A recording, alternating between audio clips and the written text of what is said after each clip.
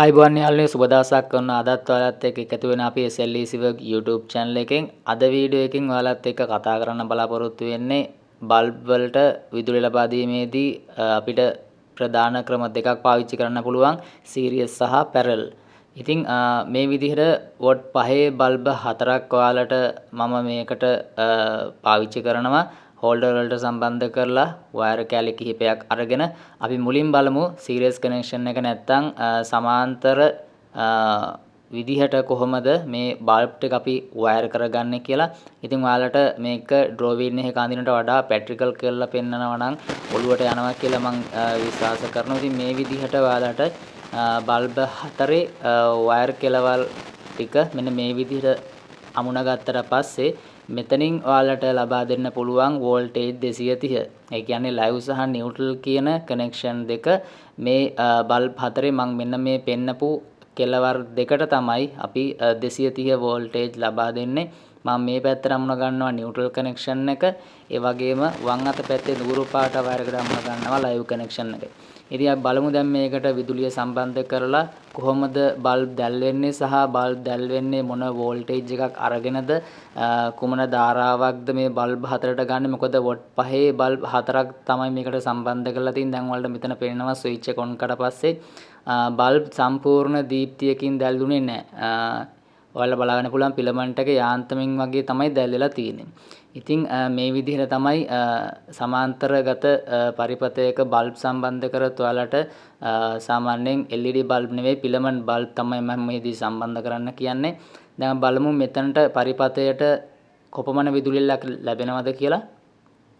Voltage 227ක විදුලි ධාරාවක් ලැබෙනවා. ඔයාලට බලමු දැන් මෙතන පළවෙනි රතු පාට බල්බ් එකට කොපමණ වෝල්ටේජ් එකක්ද? වෝල්ටේජ් 56ක් ලැබෙනවා. ඒ කියන්නේ මේ රතු පාට පළවෙනි බල්බ් එක යාන්ත්‍රමින් දැල්ලලා තියෙන්නේ වෝල්ටේජ් 56ක් අරගෙන. ඒ කියන්නේ සම්පූර්ණ 230 විදුලිය නෙවෙයි මෙතන මේ බල්බ් එකට අරන් තියෙන්නේ. බල්බ් එකට ලැබිලා තියෙන්නේ වෝල්ටේජ් 56ක් විතරයි. ඉතින් ඒකින් තමයි අඩු එළියකින් දැල්ලලා තියෙන්නේ. බල්බ් දෙකට අරගෙන තියෙනවා වෝල්ටේජ් 114ක්. ඒ කියන්නේ එක බල්බ් එකට 56 ගානේ බල්බ් දෙකට හින්දා ඒ වෝල්ටේජ් එක එකට එකතු වෙලා 114ක් වෙනවා. ඒ වගේම බල්බ් මෙතන තියෙනවා 3ක්. වෝල්ටේජ් 171ක් පෙන්වනවා. ඒ කියන්නේ බල්බ් 3ක වෝල්ටේජ් අග එකතු වෙලා 171ක් වෙනවා. ඒ වගේම සම්පූර්ණ බල්බ් වලට ලැබෙන වෝල්ටීයතාවය 227ක් වෙනවා. ඉතින් ඔයාලට මෙතනදී නිගමනයකට එන්න පුළුවන් වෝල්ටේජ් 227 සමාන්තරව බල්බ් වලට බෙදිලා යනවා. මෙතන එකිනෙක බල්බ් වල වෝල්ටේජ් බැලුවොත් වෝල්ටේජ් 56ක් මෙතන හැම බල්බ් එකකම පෙන්නනවා. ඒ කියන්නේ වෝල්ටේජ් 227ක් ලැබිච්ච එක සමානව කොටස් 4කට මේ බල්බ් 4න් අරගෙන තියෙනවා. ඉතින් මේ විදිහට බලා ගන්න පුළුවන් මේ ෆිලමන්ට් බල්බ් වෝල්ටේජ් 230න් දීප්තිමත්ව දැල් වෙනවා. ඒ වුණත් මේ සමාන්තරගත පරිපථ යෙදීමකදී සිදුවෙන්නේ එම වෝල්ටේජ් එක යොදන බල්බ් සංඛ්‍යාවත් එක්ක හරි සමානව වෝල්ටේජ් අගය බෙදිලා යනවා. ඉතින් දැන් මෙහිදී මම වලට පෙන්නන්නම් ධාරාව කොපමණ අගයක් ගන්නවද බල්බ් එකින් එකට කියලා. මෙතන ප්‍රධාන ලයිව් කනෙක්ෂන් එක ඩිරෙක්ට් සජීවී අග්‍රයට අපි ක්ලිප් ඔන් මීටරේ දාලා බැලුවට පස්සේ 0.01ක ධාරාවක් ගන්නවා. ඇම්පියර් එකක් ගන්නවා. දැන් බලමු පරිපථයේ තවත් එක පැත්තකට ඒ ඇම්පියර් අගයම තමයි. මේ පරිපථයේ කොහෙට මේ ක්ලිප් ඔන් එක දැම්මත් කුමන ස්ථානයකට දැම්මත් ඇම්පියර් අගය එක සමානක තමයි පෙන්වන්නේ. ඉතින් මෙහිදී නිගමනයට එන්න පුළුවන් වෝල්ටේජ් එකත් හරි සමානව බෙදනවා. මේ බල්බ් වලට ගන්න ඇම්පියර් එකත් සමානව බෙදනවා. ඒත් අඩු දීප්තියකින් දැල් වෙන හින්දා ලෝ ඇම්පියර් එකක් තමයි ගන්නෙ.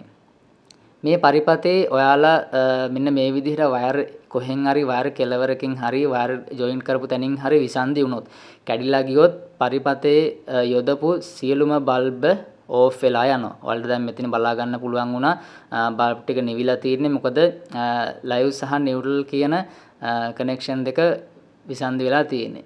දැන් ඔයාලට නැවතත් පෙනෙනවා බල්බ් යාන්ත්‍රයෙන් දැල් වෙනවා. ඒ කියන්නේ මේ පරිපථය යොදලා තිබ්බොත් කොහෙන් හරි යම් කිසි ස්ථානයකින් වයර් එක කැඩුනොත් මේ බල්බ් සියල්ලම එකවර ඕෆ් වෙලා යනවා. අන්න එක තමයි සමාන්තරගත පරිපථයක තියෙන විශේෂත්වය වෙන්නේ. අනිවාර්යයෙන්ම ලැබෙන වෝල්ටීයතාවය සම්පූර්ණයෙන්ම බල්බ් වලට ලැබෙන්න ඕනේ. ඉතින් වෝල්ටීයතාව සමානව බල්බ් අතර බෙදලා යනවා.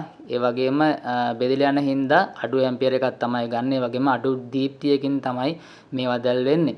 ඉතින් ඔන්න ඕවා තමයි සමාන්තරගත පරිපථයක ලැබෙන ප්‍රධාන ලක්ෂණ. ඒ වගේම ඊළඟට බලමු පැරලල් කනෙක්ෂන් එක අපි කොහොමද දාගන්නේ කියලා. ඉතින් ගොඩක් දුරට ඔයාලා බල්බ් වැල් යොදනකොට සීරීස් කනෙක්ෂන් එක දාගත්තට සමාන්තරගත පරිපථ විදිහට බල්බ් එකතු කරගත්තට සාමාන්‍යයෙන් මෙන්න මේ විදිහට පැරලල් විදිහට බල්බ් වයරින් කරගත්තොත් අර කලින් එන්න පුළුවන් ප්‍රධාන දෝෂ මග ඇරෙනවා. මම එක වීඩියෝ එක අතරතුර මේක පැහැදිලි කරන්නම්. මෙන්න මේ විදිහට තමයි මේ බල්බ් හතර පැරලල් විදිහට කනෙක්ෂන් එක නැත්තම් වයර් ඇමිනීම සිදු කරගන්නේ. ඔයාලට දැන් මම මේකේ වෝල්ටේජ් 230 ලබා දීලා නැත්තම් AC වෝල්ටේජ් එක ලබා දීලා මෙතනදි පෙන්වන්නම්.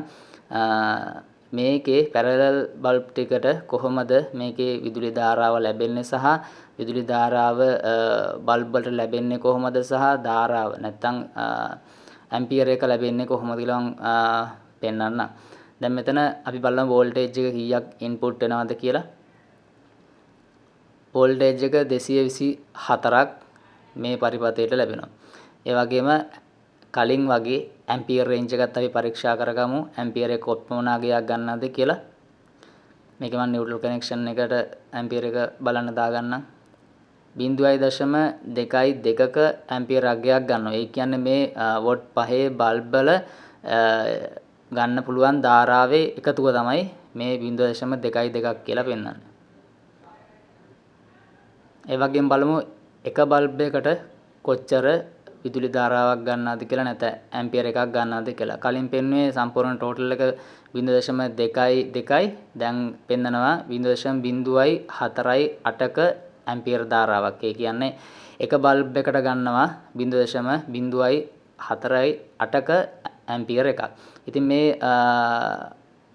ඇම්පියර් එක එකතු වුනහම තමයි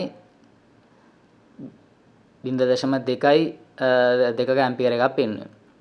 ඉතින් අර සමාන්තරගත පරිපථයක වගේ නෙවෙයි මේකේ එක බල්බ් එකට ලැබෙන එක වයර් එකක් පිලිස්සුනොත් කැඩුනොත් විසන්ධිය වුණොත් එම බල්බ් එක පමණයි මෙහිදී ඕෆ් වෙන්නේ සහ ක්‍රියා විරහිත වෙන්නේ. ඒකින්ද අනිත් බල්බ් ටික දැල් වෙනවා. අන්න එතන තමයි තියෙන විශේෂත්වය වෙන්නේ. මොකද හැම බල්බ් එකකටම වෝල්ටේජ් 230 ලැබෙනවා.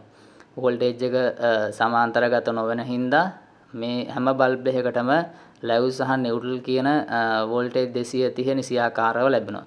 ඉතින් මම හිතනවා මේ පරිපථ දෙක සරලවම ඔලුවට යන්නේ නැති කියලා. මේක විදුලි කාර්මික ශිල්පීන් නම් ගොඩක් දෙනෙක් දන්නවා. මේකට ඇලියුම් කරන මේ ශ්‍රේෂ්ඨ ඇලියුම් කරන කෙනෙක් නම් ඔයාලට මේක අවබෝධ වෙන්න ඇති. හරියාලනේ දැන් ඔයාලට අදගෙන ආපු වීඩියෝ එක සම්පූර්ණ අවබෝධයක් එන්නේ නැති කියලා මම හිතනවා. ඉතින් වීඩියෝ එක වටිනවා නම් ලයික් කරන්න. ඔයා channel එක subscribe කරපු නැති කෙනෙක් නම් channel එක subscribe කරන්න කියලා පුංචි ඉල්ලීමක් කරනවා. ඉදිරි වීඩියෝ එකකින් හම්බෙන්න තුරු ඔයාලට සුබ දවසක්.